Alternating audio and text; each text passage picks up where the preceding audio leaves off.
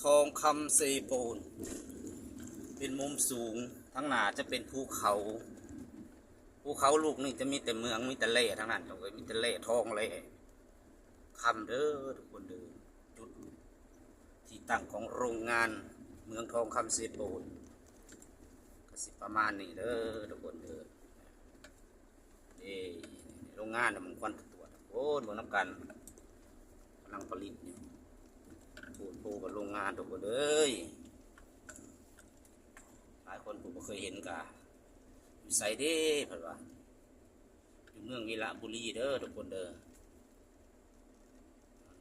ภาพบรรยากาศที่หาดูได้ยากเด้อทุกคนแต่คันบ่มีโอกาสได้เข้ามาอยู่ใน